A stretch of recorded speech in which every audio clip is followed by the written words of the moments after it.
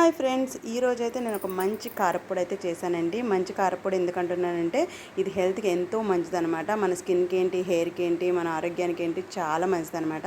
అదేనండి, ఫ్లక్స్ సీడ్స్తో కారప్పొడి అయితే చేసేసాను. ముందుగా మరి లేట్ చేయకుండా వీడియోలోకి అయితే వెళ్ళిపోదాము. Welcome back to Anitha kitchen and vlogs అండి. మరి ఈరోజు మీ అందరికీ కూడా ఫ్లక్స్ సీడ్స్ కారప్పొడి అయితే చూపించబోతున్నాను. ఇది మనం ఎవరైనా సరే ఈజీగా చేసుకునే విధంగా అయితే చూపించబోతున్నానండి. చాలా ఈజీ అనమాట ప్రాసెస్, కానీ అంతే హెల్తీ కూడా.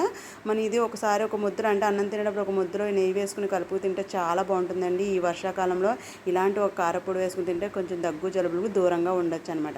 ఏమంటారు, పిల్లలు కూడా తినే విధంగా చేసుకోవచ్చు.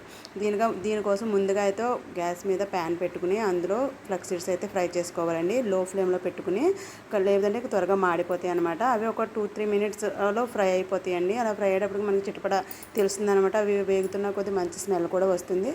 సో మనం వాటిని అయితే తీసి పక్కన పెట్టుకోవాలండి. అవి ఫ్రై అయిపోయాక ఒక ప్లేట్లో వేసుకుని చల్లార్చుకోవాలి.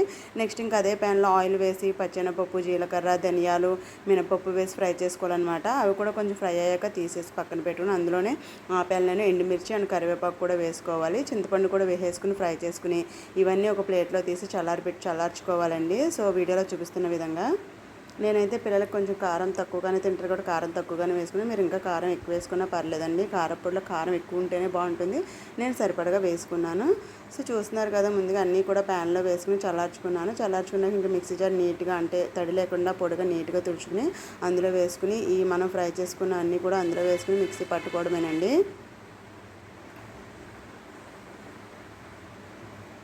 ఎందుకంటే తడిగట్ట ఉంటే మనకి ఎక్కువ నిల్వ ఉండదు అనమాట, స్మెల్ వచ్చేస్తుంది. సో నేను ఇంకా దీన్ని టేస్ట్ మరి కాస్త పెంచేలాగా కళ్ళుప్పు అయితే వేసానండి. నేను ప్రతి దాంట్లో కూడా కళ్ళుప్పే వాడుకుంటాను. అది ఎందుకంటే కొంచెం మంచిదనమాట. సాల్ట్ మీద కళ్ళుప్పు చాలా మంచిది. కళ్ళుప్పు వేసేసుకుని అదైతే మొత్తం మిక్సీ పట్టేసుకున్నానండి. కారప్పొడిలాగా మరీ మెత్తగా కాకుండా కారప్పొడిలాగా కొంచెం అణుకంటే పలుకులా ఉండేలాగా కారప్పొడిలా అయితే నేనైతే మిక్సీ పట్టేసుకున్నాను. సో చూస్తున్నారు కదా స్ట్రెచర్ ఎలా వచ్చిందో, చాలా బాగుందండి. టేస్ట్ మాత్రం చాలా బాగుంటుంది, హెల్త్ కూడా. ఏమంటారు, మరి ఇంత మంచి కారప్పొడిని మీరు కూడా ఒకసారి ఇంట్లో ట్రై చేసేయండి. ఓకేనా? వీడియో నచ్చితే ఖచ్చితంగా లైక్ చేయండి, షేర్ చేయండి, సబ్స్క్రైబ్ చేసుకోండి. ఇప్పటి వరకు మన వీడియో చూడని వాళ్ళు ఖచ్చితంగా చూస్తే మాత్రం ప్లీజ్ సబ్స్క్రైబ్ మై ఛానల్. ఓకేనా? Thanks for watching. Bye bye.